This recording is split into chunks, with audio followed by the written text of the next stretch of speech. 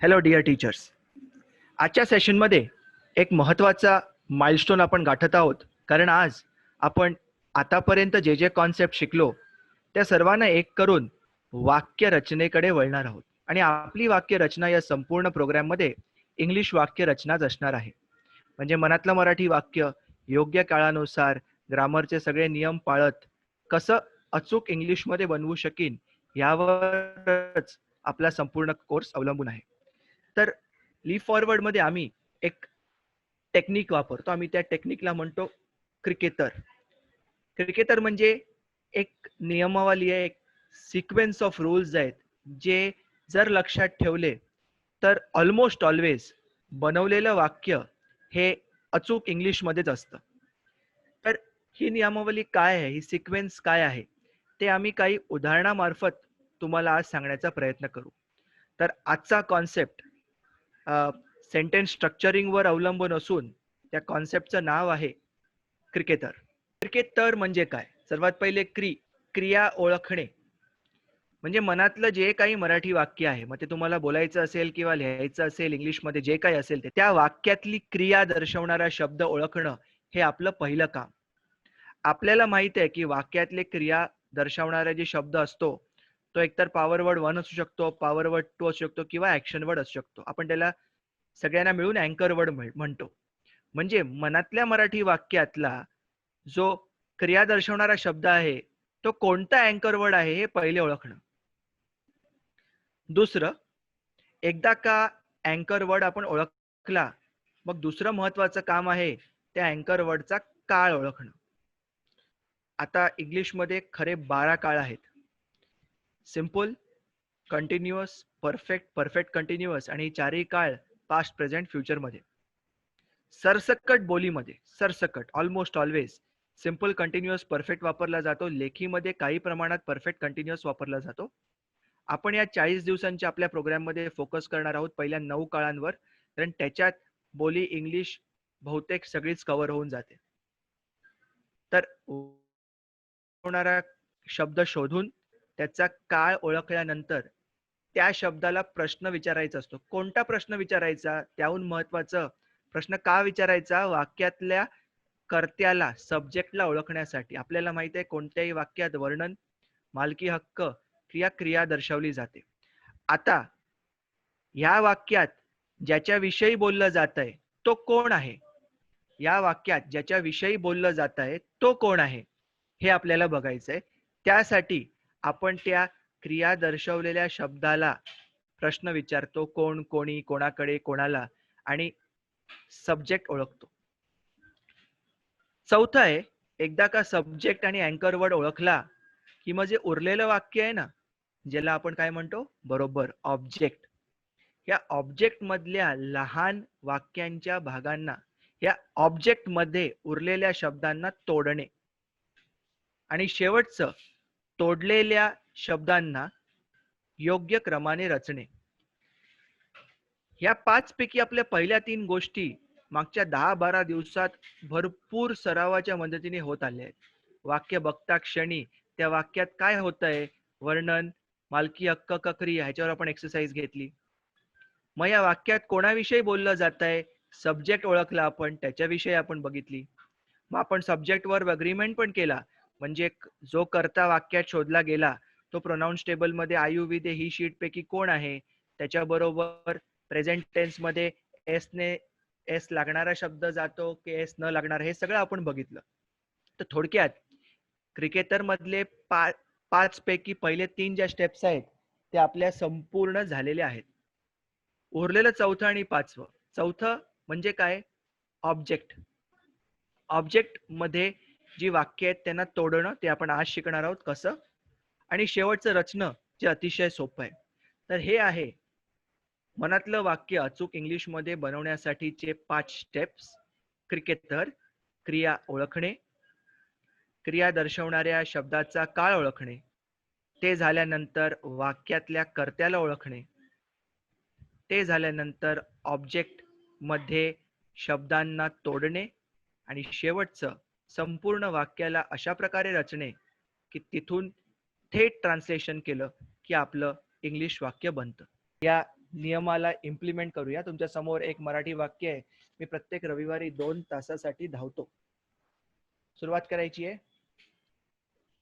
वाक्यातला क्रिया ओळखा. हा व्हिडिओ बघताना तुम्ही स्वतः प्रयत्न करू शकतात या वाक्यातला क्रिया ओळखण्याचा. बरोबर, वाक्यातली क्रिया आहे धावतो. दुसरं, वाक्याचा काळ ओळखणं. आता नियमानुसार जर माझ्या वाक्यातला शेवटचा शब्द हा क्रिया दर्शवणारा शब्द असेल, म्हणजेच आहे, होता, असेल यांच्यापैकी किंवा यांच्या रूपांपैकी कोणच नसेल, तर मला माहिती आहे हे वाक्य सिंपल टेन्स आहे. आता ते सिंपल प्रेझेंट, पास्ट का फ्युचर बघायचं, माझी भाषा आहे ती. धावला भूतकाळ, धावणार भविष्यकाळ, धावतो वर्तमान काळ. So this is simple present tense. काळ ओळखला. पुढलं, प्रश्न विचारा. का प्रश्न विचारतोय? ह्या वाक्यात आपण कोणाविषयी बोलतोय बाबा, कोण धावतं आहे हे विचारल्यावर जे उत्तर मिळतं ते तुम्हाला माहिती आहे, माझ्या वाक्यातला कर्ता. माझ्या वाक्यातला कर्ता आहे मी. म्हणजे आता वाक्यातल्या 2 गोष्टी झाल्या आपल्या, सब्जेक्ट झालं आणि अँकर वर्ड झाला. आपल्या इकडे अँकर वर्ड हा आपला ऍक्शन वर्ड आहे आणि हे वाक्य सिंपल प्रेझेंट टेन्स मध्ये हे पण आपण ओळखलं. आता तुमच्या कर्त्याला 1 नंबर द्या, 1. मग तो कुठेही असेल तरी त्याला 1 नंबर द्या आणि अँकर वर्डला नंबर द्या 2. आता आपल्याला तोडायचंय. कोणाला तोडायचंय? उरलेल्या वाक्याला. उरलेलं वाक्य म्हणजे ऑब्जेक्ट.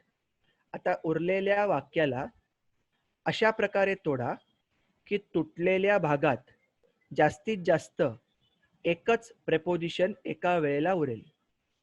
तुटलेल्या प्रत्येक भागात एका वेळेला जास्तीत जास्त एकच प्रेपोजिशन एका वेळेला उरेल. तर तोडल्यानंतर माझ्या ऑब्जेक्टमध्ये 2 भाग येतात, प्रत्येक रविवारी आणि 2 तासासाठी. त्याला सुद्धा नंबर करायचं. 2 पासून 1 कडे जायचं. हा नंबर 3 झाला आणि हा नंबर 4 झाला. आता ह्याला रचायचं. माझ्या इंग्लिश वाक्याची रचना खालील प्रकारे असणार: 1, 2, 3 आणि 4. माझ्या मराठी वाक्यातली रचना होती 1, 4, 3, 2. माझ्या इंग्लिश वाक्यातली रचना असणार 1, 2, 3, 4. आता 1 च्या जागी मीच्या जागी लिहायचं आय. धावतो म्हणजे सिंपल प्रेझेंट टेन्स मध्ये रन असू शकतो किंवा रन्स असू शकतो, पण आपण हे बघितलंय की फक्त ही शीट बरोबर प्रेझेंट टेन्स मध्ये एस ने संपणारा शब्द जातो, म्हणून इथे येणार रन. 2 तासासाठी म्हणजे फॉर 2 hours, प्रत्येक रविवारी, ऑन एव्हरी संडे. आता जर आपण वाक्य बघितलं आहे run for 2 hours on every Sunday, बोली इंग्लिश मध्ये सरसकट जेव्हा आपण हे वाक्य बोलतो तेव्हा आपण बोलणार I run for 2 hours every Sunday. On वापरणार नाही. परंतु जेव्हा तुम्ही इंग्लिश बोलण्याची सुरुवात करत असाल तेव्हा सुरुवातीला नियमाचा शक्यतो तेवढा उपयोग करा. ऑन लावल्याने तुमची इंग्लिश चुकीची ठरत नाही. हा ऑन जेव्हा तुम्ही वापरणार नाही तेव्हा तुम्हाला इतका सराव झाला असेल की कुठे कुठला शब्द ठेवायचा आणि नाही हे तुम्हाला आपसूक कळेल. I run for 2 hours on every Sunday च्या ऐवजी सहसा बोलीमध्ये बोललं गेलं असतं I run for 2 hours every Sunday. परंतु प्रत्येक रविवारीच्या ऐवजी नुसता रविवारी शब्द असता तर माझं इंग्लिश वाक्य झालं असतं I run for 2 hours on Sunday. प्रत्येक रविवारी आहे म्हणून माझं वाक्य आहे I run for 2 hours every Sunday. परंतु तुम्ही सर्व लोक किंवा बहुतेक तुम्ही सर्व लोक आत्ताच अस्खलित इंग्लिश मध्ये वाक्य बनवायला सुरुवात करत आहात. त्यामुळे इनफ एक्सपोजर होईपर्यंत आपण नियमाने जाऊ. एकदा का तुमचा सराव खूप झाला आणि तुमचं एक्सपोजर खूप वाढलं तर तुम्हाला या नियमाची गरज लागणार नाही. सो हे वाक्याचं इंग्लिश होणार I run for 2 hours on every Sunday. पुढलं वाक्य बघूया. ते प्रत्येक शनिवारी कॉलेजला जाते. नियम तेच वापरायचं. पहिला क्रिया शोधा, जाते. आता आपल्याला माहिती आहे वाक्यातला शेवटचा शब्द हा क्रिया दर्शवणारा असेल, म्हणजेच आहे, होता, असेल ह्यांच्यापैकी किंवा ह्यांच्या रूपांपैकी नसेल तर हे वाक्य सिंपल टेन्स आहे. आता मला विचारायचं आहे बाबा या वाक्यात मी कोणाविषयी बोलतोय, कोण जाते आहे. दुसरा स्टेप आहे काळ ओळखणे. आता जाणं चा भूतकाळ गेला आणि भविष्यकाळ जाणार, तर वर्तमान काळ आहे जाते. तर दिस इज सिंपल प्रेझेंट टेन्स. माझा पुढला प्रश्न आहे कोणाविषयी, कोण जाते, ती जाते. त्याच्यामुळे वाक्यातला सब्जेक्ट आहे ती आणि वाक्यातला अँकर वर्ड आहे जाते. नंबर द्यायचा सब्जेक्टला 1, अँकर वर्डला 2. त्याच्यानंतर उरलेलं वाक्य तोडायचं. उरलेलं म्हणजे ऑब्जेक्ट तोडायचं. असं तोडायचं की तुटलेल्या प्रत्येक भागामध्ये एका वेळेला एकच प्रेपोजिशन राहील. सुरुवातीला अवघड जाईल, सरावानिशे आपोआप तुम्हाला कळेल की भाग किती मोठा किंवा छोटा पाहिजे. तर माझे अंक राहतील 2 पासून 1 पर्यंत, 3 आणि 4. आता मला रचायचं आहे. माझी इंग्लिश मधली रचना राहील 1, 2, 3, 4. ती इज शी. आता सिंपल प्रेझेंट टेन्स आहे, इथे चूक होता कामा नये. बाकी वाक्यात कुठेही कितीही चूक झाली तरी चालेल. हा 2 आणि 1 ह्यांच्यातलं गणित चुकता कामा नये. इंग्लिश मध्ये सर्वात मोठं काम हेच आहे, 1 आणि 2 मधलं गणित किंवा समीकरण चुकता कामा नये. शी बरोबर येणारा शब्द सिंपल प्रेझेंट टेन्स मध्ये नेहमी एस ने संपणारा असतो, म्हणून शब्द राहील गोज. आता 3 पासून 4 कॉलेजला, to the college, on every Saturday. आता इथे टू कॉलेज म्हणू शकलो असतो, टू द का म्हणालो, ती जी कोणी आहे, राईट, माझी मैत्रीण, माझी आई शिक्षिका असेल तर, किंवा माझी पत्नी किंवा माझी बहीण, जी कोणी असेल ती जर कुठल्या कॉलेजला जात असेल तर ती तिच्याच कॉलेजला जात असणार ना. म्हणजे मी एका ठराविक कॉलेज बद्दल बोलतोय असं गृहीत धरल्या कारणाने मी द चा वापर केलेला आहे. आता इथे मगाशा वाक्यासारखंच एव्हरी सॅटर्डे असल्या कारणाने तुम्ही ऑन नाही वापरला तरी चालला असता, परंतु वापरल्यामुळे काही खूप मोठं आभाळ कोसळलं नाही. आभाळ कधी कोसळलं असतं, जर तुम्ही शी बरोबर गो लावलं असतं तर, किंवा तुम्ही शी बरोबर वेंट लावलं असतं तर आभाळ कोसळलं असतं. शी आणि गोज हे जर तुम्ही अचूक लिहिलं असेल तर उरलेल्या वाक्यामध्ये कितीही मोठी चूक झाली तरी तुमचं वाक्य कायम आणि कायम समोरच्याला समजणार. तर तुमचे इंग्लिश वाक्य आहे she goes to the college on every Saturday किंवा she goes to the college every Saturday. तिसरं घेऊया. तिच्याकडे 2 वर्षांपूर्वी एक सोनेरी अंगठी होती. क्रिकेटचा रूल लावूया. क्रिया शोधा. पहिल्या 2 वाक्यात आपण बघितलं, वाक्यातला शेवटचा शब्द क्रिया दर्शवणारा असल्या कारणाने क्रिया ओळखणं फारच सोपं झालं होतं, सिंपल टेन्स. परंतु इथे शेवटचा शब्द क्रिया दर्शवणारा नाही आहे, थेट क्रिया दर्शवणारा शब्द नाही आहे. तर इथे शब्द आहे होती, म्हणजे क्रिया दर्शवणार नसल्या कारणाने तो पॉवर वर्ड 1 असेल किंवा पॉवर वर्ड 2 असेल. आपण मागच्या सरावात असं बघितलंय की माझं पहिलं काम काय आहे, शेवटचा शब्द बघायचा. तो क्रिया दर्शवणारा असेल तर माझं काम सोपं झालं, इट इज सिंपल टेन्स. तो क्रिया दर्शवणारा नसेल मग तो पॉवर वर्ड 2 उरेल किंवा पॉवर वर्ड 1. तिकडे माझा पहिला प्रश्न असणार आहे पॉवर वर्ड 2 आहे का हे बघायला. त्यासाठी मी काय प्रश्न विचारतो, कोणाकडे आणि कोणाला. इथे प्रश्न विचारा, कोणाकडे होती, तिच्याकडे होती. तर पुढे काळ ओळखा, होती हे झालं भूतकाळ, म्हणून सिंपल पास्ट टेन्स. ते सिंपल का झालं, Y is it not continuous? कारण आपण क्विज आणि सरावामार्फत बघितलंय की जर आहे होती असेल ह्यापैकी कोणत्याही शब्दाला किंवा त्यांच्या रूपांना जर त्याचा आधीचा शब्द ऍक्शन वर्ड नसेल तर it is simple tense. This is simple past tense. माझा प्रश्न राहील कोणाकडे होती, उत्तर आहे तिच्याकडे. आता अंक द्या, तिच्याकडे 1 होती नंबर 2. त्याच्यानंतर तोडायचं आहे उरलेला भाग म्हणजे ऑब्जेक्ट ऑफ द सेंटेन्स.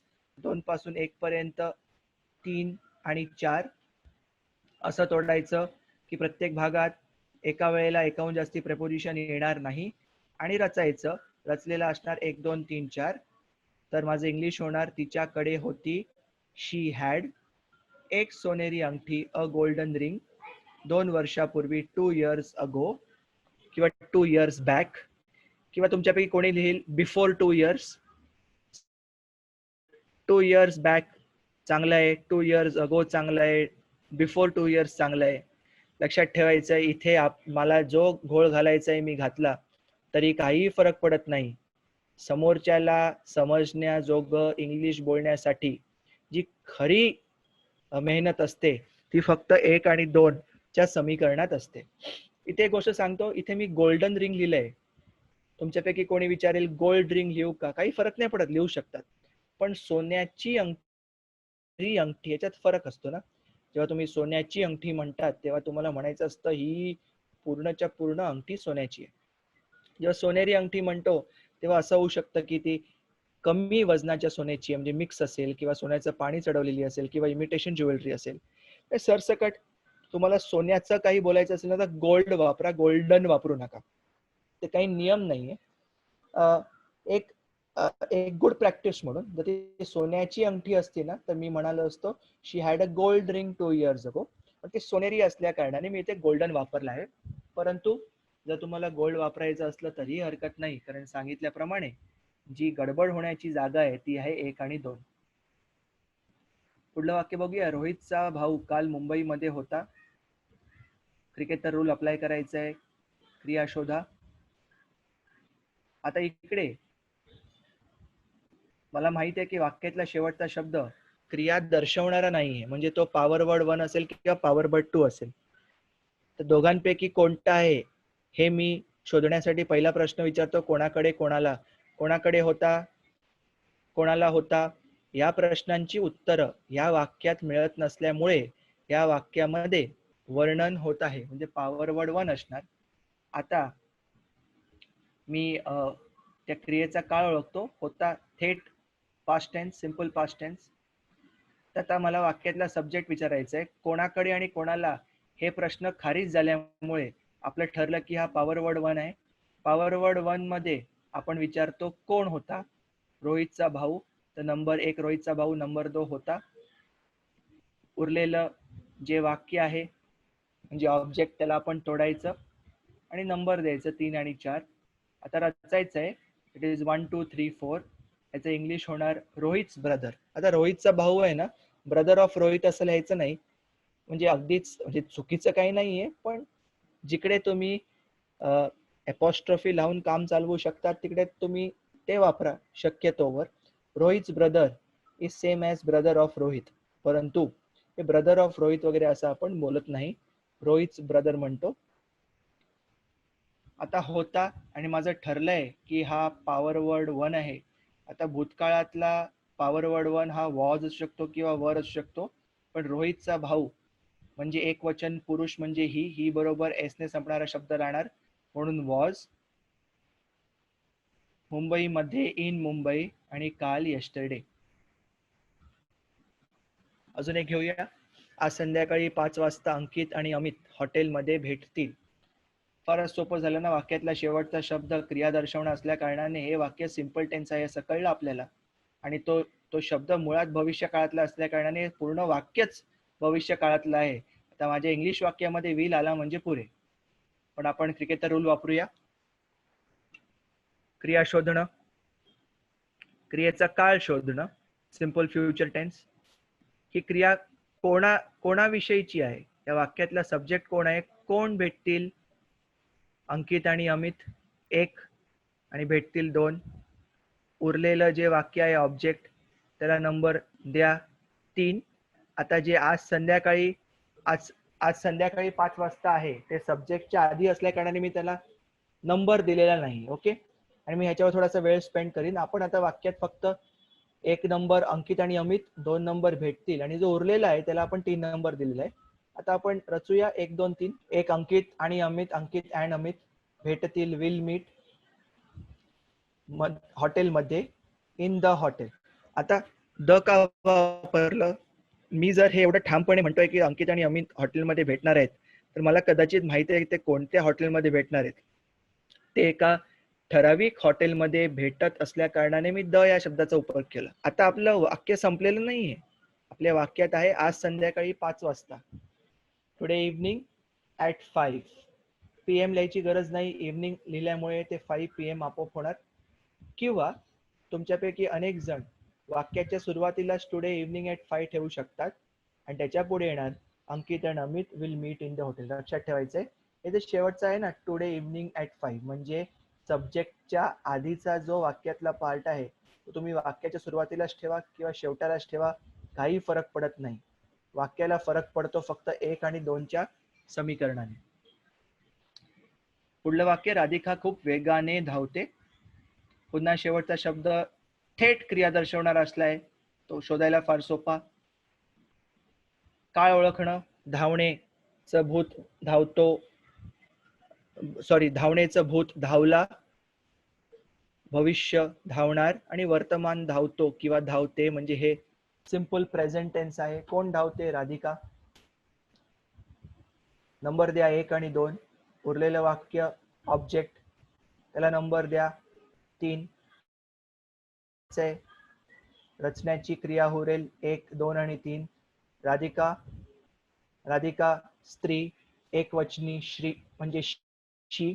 शी बरोबर सिंपल प्रेझेंट टेन्स मधला शब्द नेहमी एस ने संपणारा येतो, म्हणून रन्स खूप वेगाने, व्हेरी फास्ट. राईट. आता समजा धावतेच्या ऐवजी मी धावू शकते असं लिहिलं असतं, तर रनच्या ऐवजी झालं असतं कॅन रन. राईट. रनच्या ऐवजी झालं असतं कॅन रन. अजून एक घेऊया. पुढच्या महिन्यात तुम्ही गाडी विकत घेतली पाहिजे.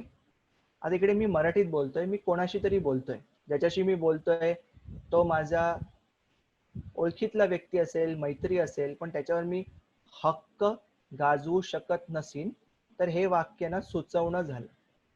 परंतु ज्याच्याशी मी बोलतोय त्याच्यावर मी हक्क गाजवतो आहे, तर हे वाक्य फोर्स करण्यासारखं झालं. त्याच्यामुळे मी या वाक्यामार्फत कोणाला फोर्स करतोय का कोणाला सुचवतोय हे मला माहिती आहे. कारण मी ज्याच्याशी बोलतोय त्याला मी त्याचं माझ्याशी सुचवणारं नातं आहे का माझं त्याच्यावर हक्क गाजवणारं नातं आहे तुम्हाला माहिती आहे. सुचवणार असेल तर शुड येणार आणि हक्क गाजवणार असेल तर मस्ट किंवा हॅज टू हॅव टू येणार. ओके. तर बरेचदा ना शब्दांवर जाऊ नये, इथे पाहिजे लिहिले म्हणून कन्फ्यूज होऊ नका. या वाक्यात तुम्हाला काय करायचंय हे तुम्ही ठरवा. सुचवायचं असेल तर शुड वापरा आणि फोर्स करायचं असेल तर मस्ट किंवा हॅज टू हॅव टू वापरा. वाक्य सुरू करूया. पुन्हा क्रिकेटर, विकत घेतली पाहिजे. काळ शोधायचा आहे, काळ ओळखा. सिंपल फ्युचर टेन्स म्हणजे तुम्ही घेतली पाहिजे, भविष्यातलं बोलतायत तुम्ही. प्रश्न विचारा, कोणी विकत घेतली पाहिजे? तुम्ही. तुम्ही नंबर 1. विकत घेतली पाहिजे नंबर 2. वाक्यातला उरलेला भाग नंबर 3. पुढच्या महिन्यात जो सब्जेक्टच्या आधी आला त्याला मी नंबर देत नाही, असाच ठेवतो. आता रचूया. रचल्यावर नंबर येतो 1, 2, 3. तुम्ही विकत घेतली पाहिजे. आता मी इथे असं गृहीत धरतोय की ज्याच्याशी मी बोलतोय त्याच्याशी माझं सुचवण्याचं नातं आहे, फोर्स करण्याचं किंवा जबरदस्ती करण्याचं नाही. म्हणून you should buy a car पुढच्या महिन्यात in the next month. You should buy a car in the next month. लक्षात ठेवा, जेव्हा पण असे आपण शब्द वापरतो ना, नेक्स्ट, लास्ट, फर्स्ट, त्याच्या अगोदर द सहसा वापरा. शक्य असेल तर नेहमीच वापरा. नेक्स्ट, फर्स्ट, लास्ट अशा शब्दांच्या अगोदर तुम्ही द वापरा. त्याला ऑर्डिनल्स असं म्हणतात इंग्लिशमध्ये. काय म्हणतात ते विसरून जायचंय, पण नेक्स्ट, फर्स्ट, लास्ट अशा शब्दांच्या अगोदर द वापरायचं. हेच मी इन द नेक्स्ट मंथ वाक्याच्या सुरुवातीला आणू शकलो असतो, कारण तो वाक्याच्या बाहेरचा भाग आहे. In the next month you should buy a car. समजा इकडे मला हक्क गाजवायचा असता तर मी शुडच्या ऐवजी मस्ट शब्द वापरला असता. हक्क कधी गाजवतो? आता समजा असं समजा की माझे वडील आहेत आणि माझा मागच्या महिन्यात ऍक्सिडेंट झालाय आणि मला चालायला प्रचंड त्रास होतो आणि तरी सुद्धा मी कॉलेजला जायचा हट्ट करतोय. तर माझे वडील आता मला म्हणतात तुला जायचं तर जा कॉलेजला, पण तुला गाडी विकत घेतली पाहिजे, त्याच्याशिवाय तू जाऊ नको. तर ह्या नात्यामध्ये ते माझ्यावर हक्क गाजवू शकतात की तुला कुठेही जायचंय जा, परंतु तू आता गाडी विकत घे आणि तू गाडी विकत घ्यायला तयार असशील तरच मी तुला जायला देईन. तर तुम्ही तुमच्या मराठी वाक्यात कोणत्या भावनेने बोलताहेत हे आपल्याला माहित असतं ना, मग त्याच्याप्रमाणे तुम्ही शब्द बदला. आणि म्हणून ती idea is not to memorise. पाठ करणं ऑब्जेक्टिव्ह नसून का आपण वापरतो हे जर आपण कळलं तर सराव करता करता आपला वापर सुद्धा साफ होत जाईल. So this is what we had to do with you today cricketer rule. जर तुम्ही नीट लक्ष देऊन बघितलं तर आजच्या दिवसात फक्त सिम्पल टेन्सच आहेत. का? पण आम्ही तुमच्याबरोबर फक्त सिम्पल टेन्सच केलेले. पण ह्याच क्रिकेटर नियमाने आपण कंटिन्युअस आणि परफेक्ट सुद्धा करणार आहोत. परफेक्ट कंटिन्युअसची जुजबी वाक्य फक्त उदाहरणापुरती घेणार आहोत, पण आपला जास्ती फोकस राहील सिम्पल, कंटिन्युअस आणि परफेक्ट टेन्सवर. तर पुन्हा एकदा आठवण करून देतो, हे जे नियम आम्ही तुम्हाला सांगतोय ना, हे नियमाचा उपयोग सराव सुरळीत होईपर्यंत असतो. जर सराव सुरळीत झाला आणि भरपूर प्रमाणात झाला तर तुम्हाला हे आढळून येईल की तुम्ही आता आपसूक वाक्य बनवायला लागला आहात नियमाच्या मदतीशिवाय. त्याच्यामुळे मनातली ही भीती काढून टाका की कोणत्याही पद्धतीने शिकलं तर तीच पद्धत तुम्हाला कायम लक्षात ठेवावी लागेल. हा, ठेवावी लागेल जर तुमचा सराव पुरेसा नसेल, जर तुम्हाला एक्सपोजर पुरेसं नसेल.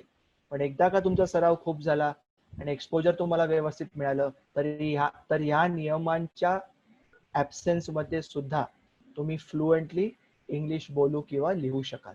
So that's it from us today. Thank you very much for listening to us. आणि आय होप या कॉन्सेप्टवरच्या क्विझेस तुम्हाला हा कॉन्सेप्ट अजून जास्ती समजण्यात मदत करतील. Thank you very much.